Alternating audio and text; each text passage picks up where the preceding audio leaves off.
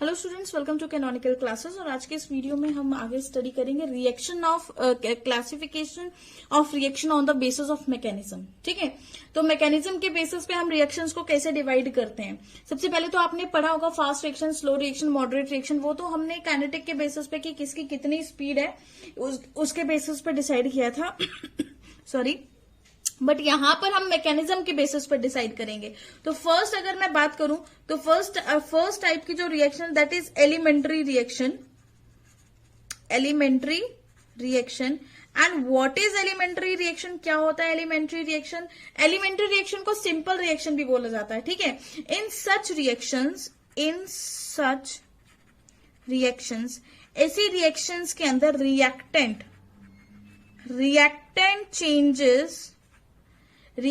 Changes to product.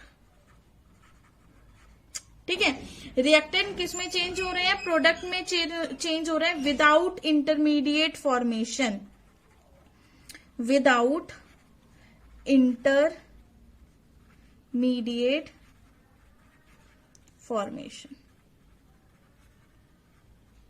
ठीक है ना, बिना इंटरमीडिएट फॉर्मेशन के जो रिएक्टेंट है वो किस में चेंज हो रहे हैं? वो आपका प्रोडक्ट के अंदर चेंज हो रहे हैं। क्लियर है, ये वेरी इंपॉर्टेंट चीज।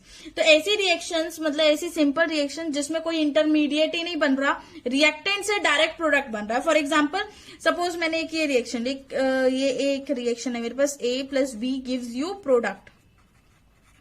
ठीक है, तो इस रिएक्शन के अंदर कोई भी इंटरमीडिएट नहीं है, डायरेक्ट रिएक्शन एक ही स्टेप में खत्म हो जाती है। ए में बी ऐड किया, amount of A amount of B added, you get the product. ठीक है, तो such reactions are elementary reaction. तो इस रिएक्शन को हम क्या बोलेंगे? Elementary reaction.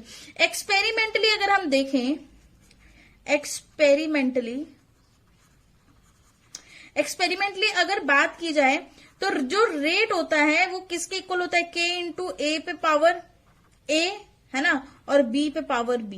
एक्सपेरिमेंटली यही होती है। ठीक है, it means for elementary reaction order is always equal to stoichiometry, है ना। एक्सपेरिमेंटली जो रेट हम फाइंड आउट कर रहे हैं वो कैपिटल A पे पावर A होगा और कैपिटल B पे पावर क्या होगा? B। तो इट मीन्स, इसका मतलब क्या होगा? इट मीन्स फॉर एलिमेंट्री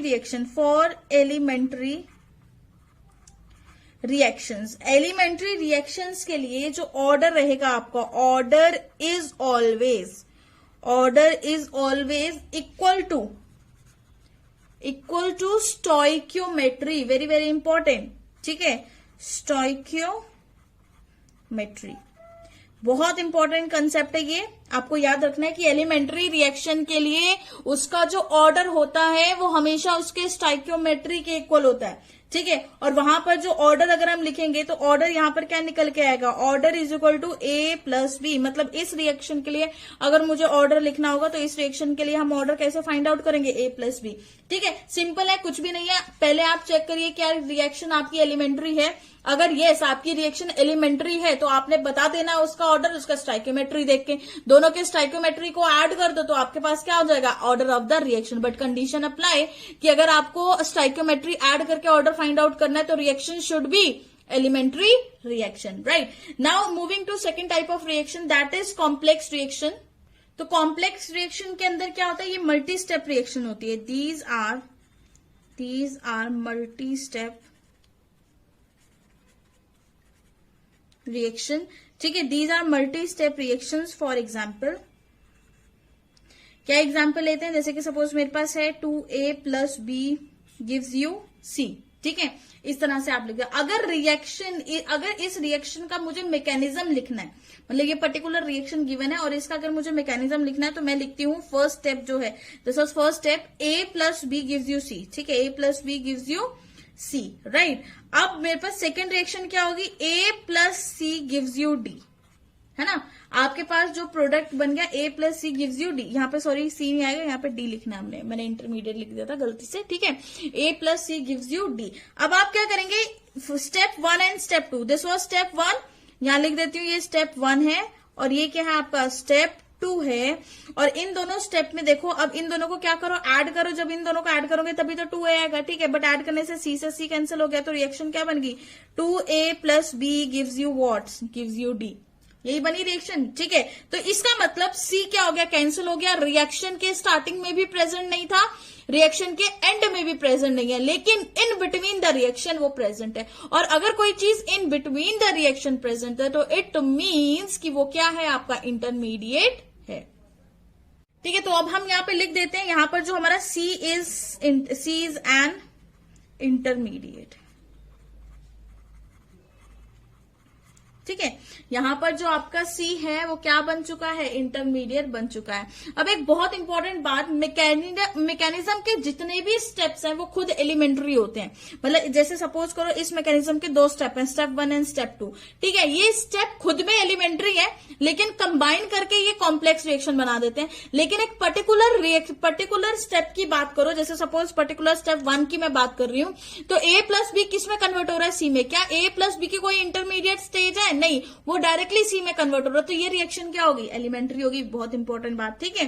तो जैसे कि ए प्लस बी डायरेक्टली सी में कन्वर्ट हो रहा है और यहाँ है, पर यहाँ पर कोई भी इंटरमीडिएट प्रेजेंट नहीं है, इसलिए मैं इसको एलिमेंट्री बोल रही हूँ।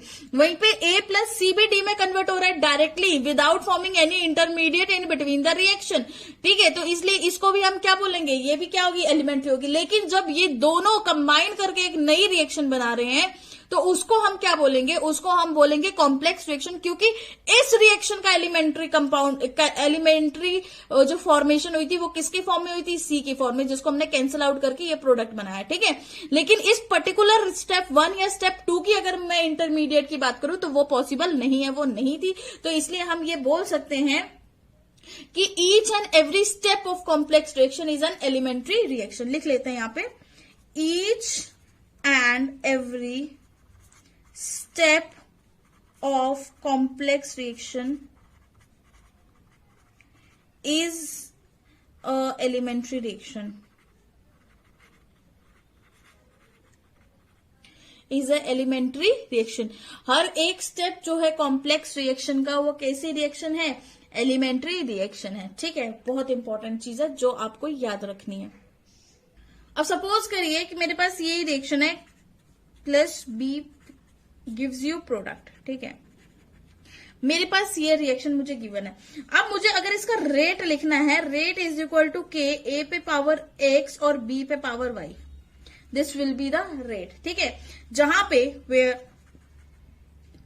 पर x plus y is not equal to A plus B, जहां पे x प्लस वाई किसके इक्वल नहीं है, a प्लस बी के इक्वल। a प्लस बी मतलब ये वाला a और ये वाला b, ठीक है। a प्लस बी के इक्वल नहीं है। और x plus y is equal to a plus B, मतलब दोनों केसेस हो सकते हैं, नहीं भी हो सकता है इक्वल और इक्वल भी हो सकता है। तो both cases are possible depending upon observation, कि हमारी ऑब्जर्वेशन क्या है उसके ऊपर डिपेंड करेगा, बट दोनों के दोनों केसेस क्या हो जाएंगे आपके, पॉसिबल है, ठीक है। Suppose for a reaction, suppose for a reaction, आपको एक रिएक्शन गिवन है 2a plus B gives you C, right. आपको ये रिएक्शन गिवन है, इसके लिए बोला ऑर्डर इज इक्वल टू 4। इस रिएक्शन को आपको गिवन है कि ऑर्डर इस रिएक्शन का क्या है, 4 है, ठीक है। तो कोफिशिएंट देखो, इसके कोफिशिएंट देखो, अगर इक्वल नहीं है तो रिएक्शन क्या है, कॉम्प्लेक्स रिएक्शन है। मतलब कोफिशिएंट देखो, 2 + 1 क्या हो रहा है, 3, तो ऑर्डर तो 4 है। तो क्या ये दोनों सेम है, नहीं है सेम, तो इसका मतलब ये रिएक्शन कैसी हो गई, कॉम्प्लेक्स।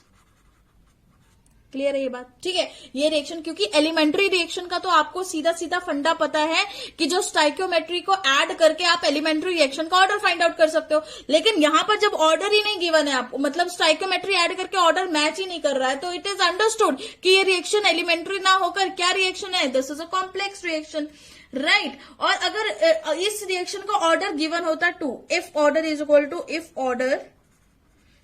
टू 3, ठीक है। अगर ऑर्डर 3 है तो फिर से चेक करो, 2 + 1 कितना आ रहा है, 3, then it can be elementary और कॉम्प्लेक्स, ठीक है। ये एलिमेंट्री भी हो सकती है और कॉम्प्लेक्स भी हो सकती है। यहाँ पे नेसेसरी कंडीशन नहीं है कि इट इज एलिमेंट्री, ठीक है। तो हम क्या लिख सकते हैं, it can be elementary, it can be elementary,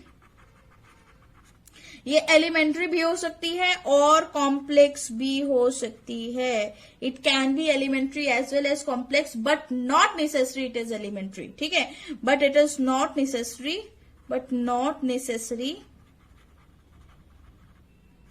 it is elementary, ठीक है, कोई नेसेसरी कंडीशन नहीं है कि एलिमेंट्री होगी। फिर से रिपीट कर रही हूँ, आपने देखिए आपको ये रिएक्शन गिवन है, इसका आपने ऑर्डर आपको गिवन था 4, तो आपसे पूछा गया कि ये रिएक्शन एलिमेंट्री या कॉम्प्लेक्स है, तो ऑब्वियस कॉम्प्लेक्स है, जस्ट बिकॉज कि आपने क्या किया एलिमेंट्री रिएक्शन के लिए, हमें क्या पता है कि स्टाइकियोमेट्री को ऐड करके आप निकाल सकते हो एलिमेंट्री रिएक्शन, क्योंकि वो 1 स्टेप रिएक्शन, उसमें कोई इंटरमीडिएट नहीं बनता। तो 2 + 1 किया, क्या बना 3, ठीक है, तो ऑर्डर तो 4 गिवन है, तो रिएक्शन इज कॉम्प्लेक्स। लेकिन अगर मुझे ऑर्डर ही 3 दे दिया जाए, तो अब पूछा जाए कि ये रिएक्शन कौन सी है, तो it can be elementary as well as complex, कोई भी रिएक्शन हो सकती है, राइट, कोई भी रिएक्शन हो सकती है, जरूरी नहीं है कि ये एलिमेंट्री है, कि ऑर्डर मैच कर गया तो एलिमेंट्री है, no, it can be elementary as well as it can be complex. Very important point, यहां पर कंफ्यूज किसी ने भी नहीं होना है, राइट, ठीक है। तो ये मेन फंडा था आपका कॉम्प्लेक्स रिएक्शंस का एंड एलिमेंट्री रिएक्शंस का। Now moving to next topic, that is molecularity. Molecularity, what is molecularity? Molecularity क्या होता है? Total number of, what is मॉलिक्यूलैरिटी?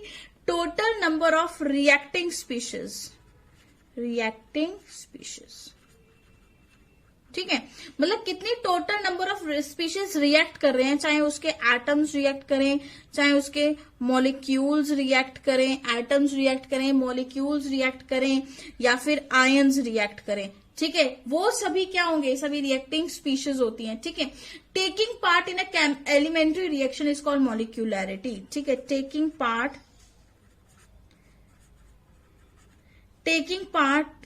In an elementary reaction, taking part in an elementary reaction is called molecularity.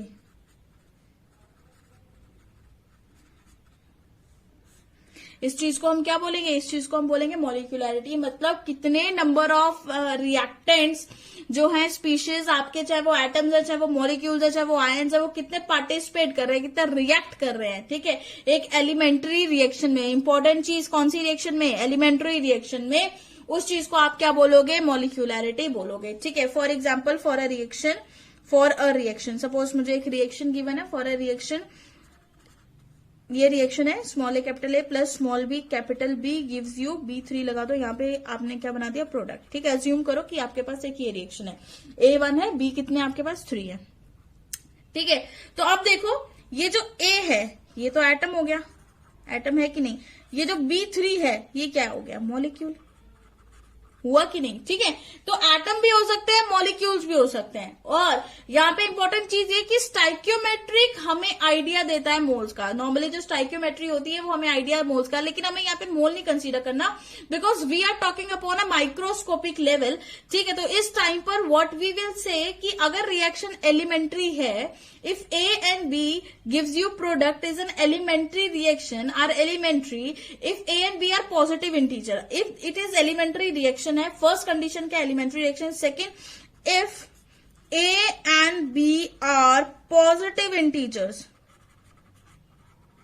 ठीक है, कैसे integers हैं? Positive integers, very important, बहुत important है। Positive integer, ना जीरो चलेगा, ना नेगेटिव चलेगा, ना फ्रैक्शन चलेगा। फिर से रिपीट कर रही हूं, if A and B are positive integer in simplest ratio, positive integer in simplest ratio, अगर सिंपलेस्ट रेशियो के अंदर ये पॉजिटिव इंटीजर है, then we can say molecularity of reaction is, then we can say molecularity of reaction is, molecularity of reaction is क्या हो जाएगी? what will be the molecularity of reaction? A plus B, ठीक है। क्या condition है A plus B molecularity के लिए?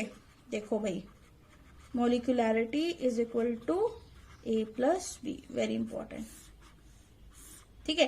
First condition, reaction should be elementary. Second condition, A and B should be positive integer, right, A and B should be positive integer. उसी case में आपकी reaction जो है वो क्या बताएगी? मॉलिक्यूलैरिटी उसके स्टाइकियोमेट्री के एडिशन के इक्वल होगा। बस रिएक्शन क्या होनी चाहिए? एलिमेंट्री, वेरी वेरी इंपॉर्टेंट, ठीक है। सेकेंड पॉइंट इज, मॉलिक्यूलैरिटी का second point, it is always a positive integer, है ना, it is always a positive integer, ये हमेशा एक पॉजिटिव इंटीजर रहता है, ठीक है। फॉर एग्जाम्पल अगर हम बात करें, फॉर एग्जाम्पल एक रिएक्शन ले लेते हैं। सपोज मेरे पास रिएक्शन है O3 gives you O2 plus O, ठीक है, एक तरीके से डिकम्पोज हो गया ये, ठीक है। तो यहाँ पे देखो रिएक्टेंट, देखो इसमें कितना मॉलिक्यूल है, 1 मॉलिक्यूल है, तो इसकी मॉलिक्यूलरिटी क्या हो जाएगी 1। अगर मॉलिक्यूलरिटी 1 है तो इसको हम बोलेंगे यूनिमॉलिक्यूलर। क्या बोला जाएगा इसको? यूनिमॉलिक्यूलर। वहीं पे अगर मैं एग्जाम्पल 2 लेती हूँ जहां पे मैं NO की रिएक्शन करवा रही हूँ प्लस O3 के साथ, तो जो प्रोडक्ट बन रहा है that is NO2 plus O2, ठीक है। अब यहाँ पे देखो ये क्या है 1 और ये भी क्या है 1, तो इसकी रेशो क्या आएगी 1:1, ठीक है। तो रेशो इज 1:1 और यही हमने डेफिनेशन में भी डिस्कस किया, या तो सिंपली 1 हो या 1:1 में हो, तो सिंपल रेशो में तो 1 + 1 कितना हो गया 2, तो यहाँ पे मॉलिक्यूलरिटी 2 आ गई, तो this is by molecular,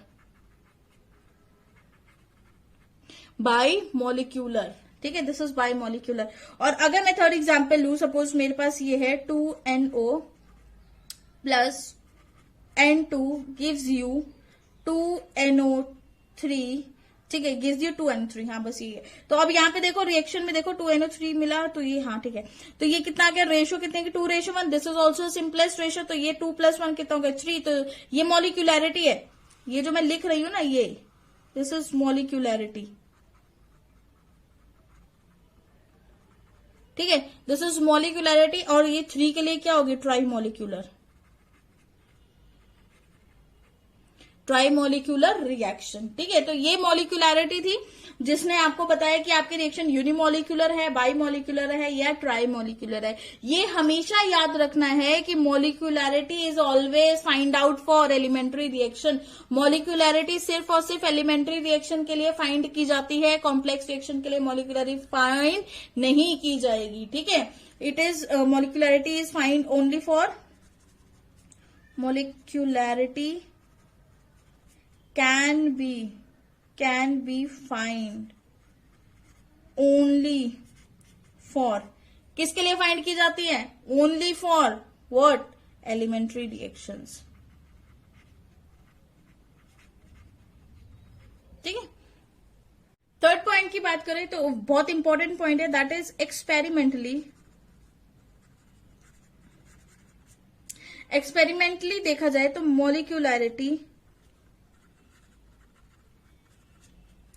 molecularity greater than 3, molecularity greater than 3 is not observed, very important,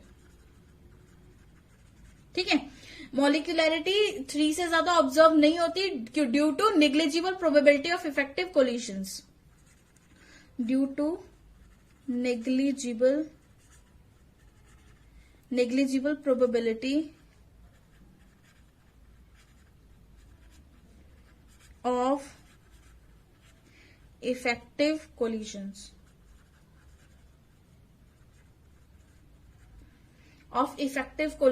among reacting species,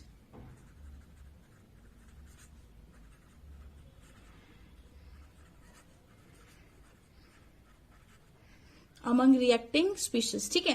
तो एक्सपेरिमेंटली मॉलिक्यूलरिटी जो है वो ग्रेटर देन किससे होती है, ग्रेटर देन 3 नहीं हो सकती, क्योंकि ये देखा गया है, एक्सपेरिमेंटली फाइंड आउट किया गया है।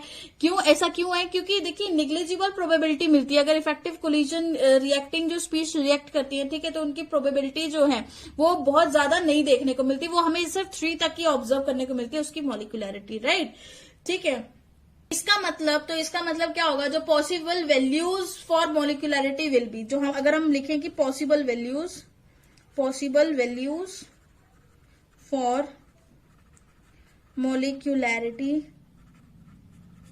कितना होगा, 1 होगा, 2 होगा, 3, इससे ज्यादा नहीं हो सकती, ठीक है। नेक्स्ट फोर्थ पॉइंट अगर हम यहीं पर डिस्कस करें, थर्ड पॉइंट हो गया, फोर्थ पॉइंट डिस्कस करें तो for each step of a complex reaction, for each step of a complex reaction, हर एक स्टेप की कॉम्प्लेक्स रिएक्शन के लिए मॉलिक्यूलरिटी इज डिफाइंड, मतलब मॉलिक्यूलरिटी डिफाइन की जाती है, इज डिफाइंड। क्यों, ऐसा क्यों? देखिए मैंने आपको क्या बोला कि मॉलिक्यूलरिटी हम सिर्फ एलिमेंट्री रिएक्शंस के लिए पढ़ते हैं, ठीक है। तो कॉम्प्लेक्स रिएक्शन के हर एक स्टेप आपके एलिमेंट्री रिएक्शन होते हैं, तो for each step of a complex reaction molecularity define की जाएगी। बट बहुत इंपॉर्टेंट यहां पर, but for overall complex reaction, for overall complex reaction, overall complex reaction के लिए molecularity has no significance, molecularity has no significance, ठीक है। Overall reaction के लिए, ओवरऑल कॉम्प्लेक्स रिएक्शन के लिए मॉलिक्यूलरिटी का कोई भी सिग्निफिकेंस नहीं है। फॉर एग्जाम्पल, अगर मैं एग्जाम्पल लूं तो A2 plus B2 gives you 2AB, ठीक है। तो अगर इस रिएक्शन के मुझे स्टेप्स लिखने हो, सपोज मैं स्टेप 1 लिख रही हूँ, स्टेप 1 में क्या लेंगे हम कि हमारे पास A2 जो था वो A प्लस A में कन्वर्ट हो गया। स्टेप 2 में हम क्या लेंगे कि एक A जो था वो B के साथ रिएक्ट करके प्रोडक्ट क्या बना रहा है, AB प्लस B, ठीक है। अब ये जो B रह गया, फिर से ये थर्ड रिएक्शन में A प्लस B प्रोडक्ट क्या बना रहा है आपका, AB, यही बनाएगा प्रोडक्ट, ठीक है, यही बना लेगा प्रोडक्ट, है ना। तो अब देखिए हर एक स्टेप के लिए बात करें, हर एक स्टेप के लिए बात करें तो इसके लिए मॉलिक्यूलरिटी एक ही है, तो इज 1, ठीक है। तो दिस इज यूनिमोलिकुलर, यूनिमोलिक्यूलर। इसके लिए मॉलिक्यूलरिटी 1 और 2, तो 2 आ गई, दिस इज बाइमोलिक्यूलर, ठीक है। यहां पर भी 1 and 2, तो यहां पर भी molecularity is 2, it is also a bimolecular. लेकिन अगर आपसे बोल दिया जाए कि ओवरऑल बताओ भाई, ओवरऑल बताओ, तो ओवरऑल इस रिएक्शन के लिए overall molecularity is not defined, ठीक है। Molecularity for complex reactions is not defined, ठीक है। कॉम्प्लेक्स रिएक्शंस के लिए मॉलिक्यूलरिटी को डिफाइन नहीं किया जाता, ना किया जा सकता है, हाँ। लेकिन उसकी स्टेप्स को डिफाइन किया जा सकता है, उसके स्टेप्स के लिए मॉलिक्यूलरिटी डिफाइन की जाती है, क्योंकि उसका हर एक स्टेप अपने आप में एक एलिमेंट्री रिएक्शन है। तो एलिमेंट्री के लिए आप मॉलिक्यूलरिटी डिफाइन कर सकते हो, लेकिन एक कॉम्प्लेक्स रिएक्शन के लिए आप मॉलिक्यूलरिटी कभी भी डिफाइन नहीं कर सकते। हमेशा याद रखें फॉर एलिमेंट्री रिएक्शन की मॉलिक्यूलरिटी हमेशा डिफाइन की जाती है, ठीक है। तो फॉर एलिमेंट्री रिएक्शन जो ऑर्डर है वो always equal to its molecularity.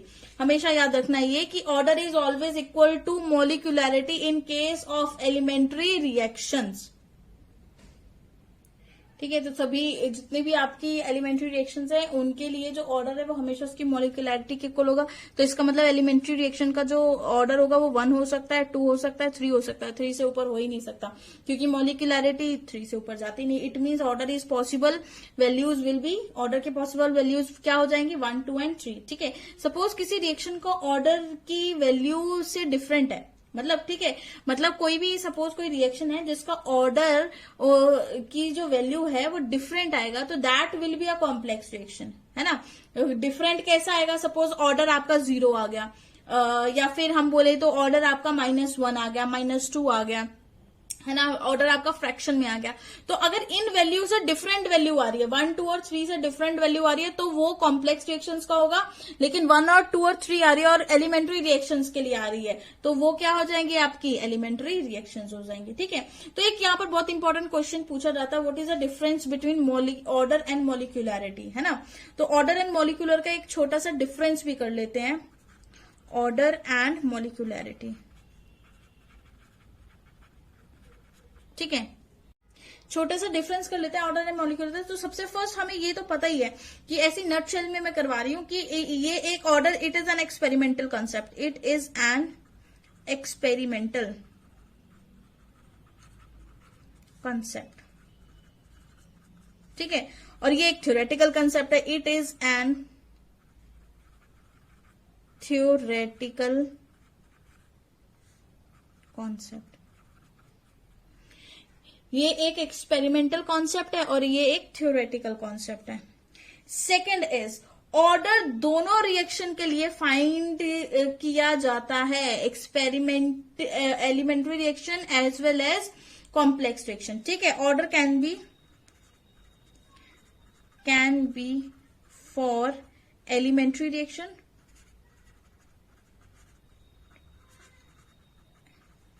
और complex reaction and complex reaction,